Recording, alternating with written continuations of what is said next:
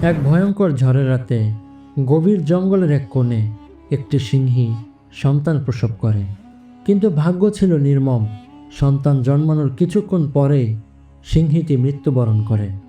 ঠিক সেই সময় একটি ভেড়ার দল ওই জঙ্গল পথ দিয়ে যাচ্ছিল।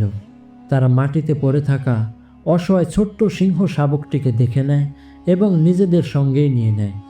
নতুন পৃথিবীতে চোখ খোলা সেই শাবক জানতো না তার পরিচয়, কে সে, কোথা থেকে এসেছে, কোনো ধারণাই তার ছিল না। ভেড়ার সঙ্গে থাকতে থাকতে সিংহ শাবকটিও ভেড়ার মতোই বড় হতে থাকে। সে ঘাস খেতে শেখে, ভয় পেতে শেখে, আর নিজেকে একটি ভেড়াই ভাবে। তার চারপাশে সবাই যখন বলে তুমি আমাদের মতো, তখন তার নিজের উপর বিশ্বাস হারিয়ে যায়। সিংহ হয়ে জন্ম নেওয়ার পরও সে সিংহ হতে শেখেনি। সে ভুলে গিয়েছিল গর্জনের ভাষা, ভুলে গিয়েছিল শক্তির স্বরূপ। কিন্তু একদিন জীবনের সবচেয়ে গুরুত্বপূর্ণ দিনটি আসে। এক বৃদ্ধ সিংহ সেই জঙ্গলের পাশে এসে পৌঁছায়। তার চোখ আটকে যায় ভেড়ার দলে ঘুরে বেড়ানো একটি যুবক সিংহের উপর। অবিশ্বাস্য একটি আসল সিংহ, অথচ সে ঘাস খাচ্ছে আর ভয় পেয়ে পালিয়ে বেড়াচ্ছে ভেড়াদের সঙ্গে। বৃদ্ধ সিংহটি রাগে গর্জে ওঠে, চারপাশ কেঁপে যায়। সব ভেড়া ভয় পেয়ে দৌড়ে পালায়, আর তাদের সঙ্গে পালাতে শুরু করে সেই যুবক সিংহটিও। কিন্তু এবার আর তাকে পালাতে দেয় না তার জীবন। বৃদ্ধ সিংহ ধাওয়া করে ধরে ফেলে তাকে। কাঁপতে কাঁপতে যুবক সিংহ বলে, আমাকে ছেড়ে দাও, আমি কিছুই করিনি, আমি তো কেবল একটি ভেড়া।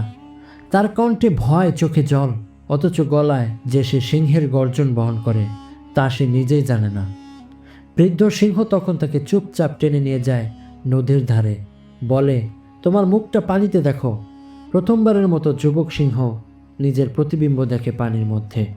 সে স্তব্ধ হয়ে যায়, তার চোখে এক বিদ্যুৎ খেলে যায়। তার যে চেহারা সে দেখেছে তা তো একটি সিংহের। তার হৃদয় ধক ধক করে বলে ওঠে, আমি তো ভেড়া নই, আমি তো সিংহ।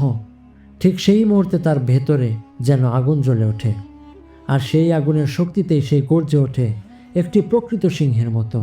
সেই গর্জনে কেঁপে ওঠে চারপাশের জঙ্গল, স্তব্ধ হয়ে যায় বাতাস।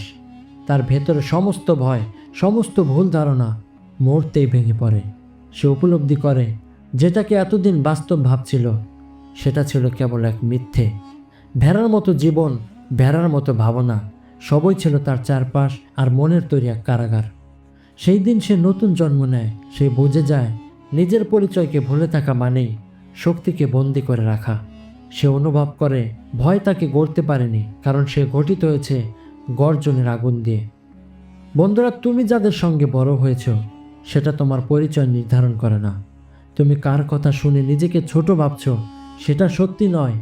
তোমার ভেতরে যে গর্জন এখনো ঘুমিয়ে আছে তাকে জাগাও। তুমি ভেড়া নও, তুমি সিংহ।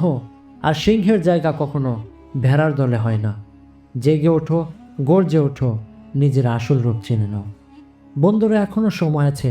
যদি তুমি এখনো নিজেকে চিনতে না পারো তাহলে নিজেকে আয়নার সামনে রাখো এবং বলো, আমি কে, আমার কি পরিচয়। আমি তো ভেড়া নই, আমি একজন মানুষ। আর আমার দ্বারা এমন কিছু নেই যা আমি করতে পারবো না। আমার দ্বারা সব কিছু সম্ভব, আমি সব কিছু করতে পারি। বন্ধুরা, যদি গল্পটি ভালো লাগে তাহলে অবশ্যই একটি লাইক দিয়ে শেয়ার করে দাও তোমার সেই সমস্ত বন্ধুদের কাছে যারা এখনও নিজেদেরকে চিনতে পারেনি, এবং চ্যানেলটি সাবস্ক্রাইব করে সফট মাইন্ডের পাশেই থাকবেন এরকম আরও মোটিভেশনাল ভিডিও পেতে। দেখা হবে পরবর্তী ভিডিওতে। সে পর্যন্ত সবাই ভালো থাকবেন, সুস্থ থাকবেন। আল্লাহ হাফেজ।